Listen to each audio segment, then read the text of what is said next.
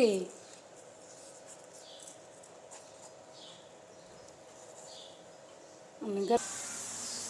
જય શ્રી કૃષ્ણ, જય માતાજી. કેમ છો બધા? મજામાં થશો? અમે પણ મજામાં છીએ. અને આજે આપણે બનાવવાની છે કાઠિયાવાડી આલુ સબ્જી. તો ચાલો બનાવવાની શરૂઆત કરી દઈએ.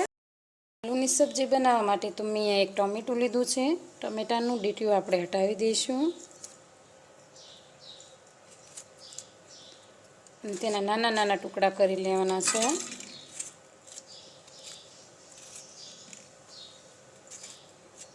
આજે આપણે બનાવીશું આલુની ભંડારેવાળી સબ્જી.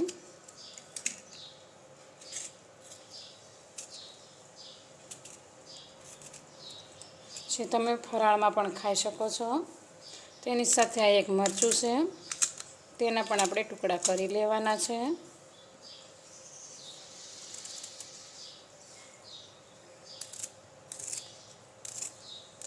અને આદુનો ટુકડો.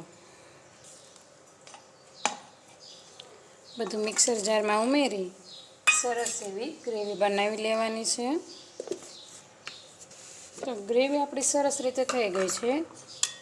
તો તે જ વાટકામાં આપણે કાઢી લઈશું. મિક્સર જારમાં થોડું પાણી ઉમેરી નાખશું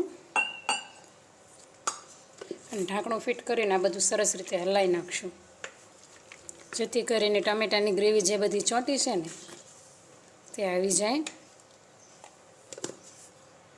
તો ટમેટાની પ્યુરી આપણે લઈ લઈશું અને હવે લઈશું આપણે ખાયણી, 1 ચમચી જેટલા આખા ધાણા, એની સાથે 1 ચમચી જેટલું જીરું. આ બધું આપણે અધકચરું વાટી લેવાનું છે. તો અધકચરું મેં આ વાટી લીધું છે. તો હવે આપણે તેલ ગરમ થવા રાખી દઈશું. ગેસ ચાલુ કરી અને એક વાસણ રાખી દીધું છે. તો તેમાં આપણે તેલ ગરમ થવા રાખી દઈશું.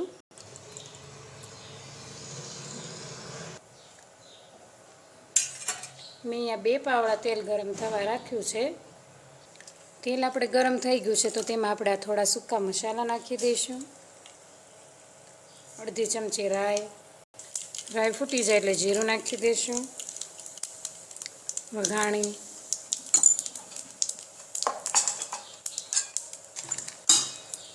અને ખાંડેલો જે મસાલો છે તે નાખી દઈશું.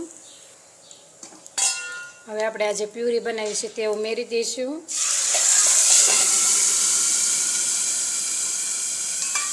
આવી રીતના ટમેટાની પ્યુરી નાખશો ને તો છે ને વઘાર બધો બહાર નહીં ઉડે.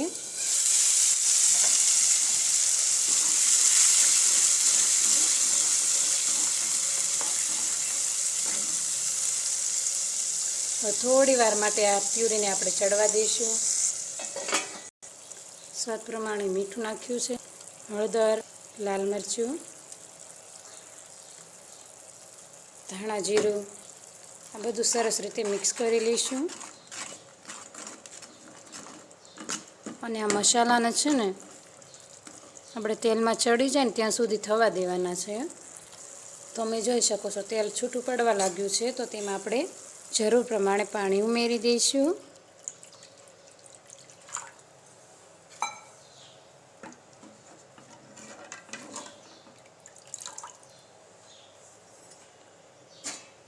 થોડી વાર માટે થવા દેવાનું છે. તો આપણે આંધણ સરસ રીતે ઉકળી ગયું છે. તેમાં મેં અહીંયા 2 મોટા બટેકા છે તેને 2 ભાગમાં કટ કરી અને બાફી લીધા છે. હાથ વડે જ આપણે દબાવી અને ઉમેરી દેવાના છે.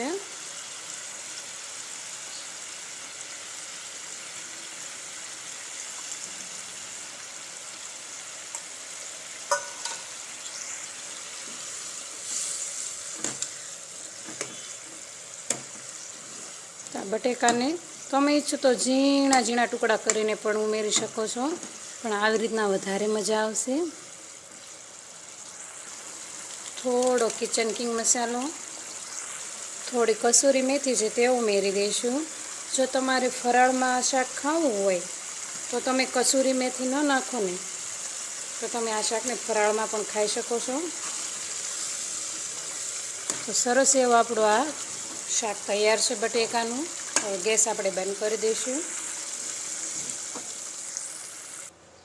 તો ઉપરથી આપણે થોડા કાપેલા ધાણા નાખી દઈશું. ખૂબ જ ટેસ્ટી એવું આપણું આ બટેકાનું શાક બનીને રેડી થયું છે.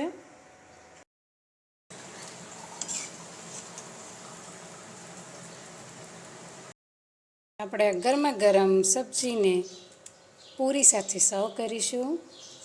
સાથે આ ઉનાળામાં આપણે કાચી કેરી તો આવતી જ હોય.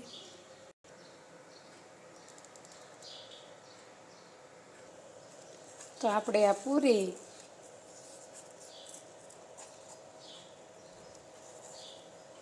અને ગરમા ગરમ બટેકાની શાકને આપણે સર્વ કરીશું.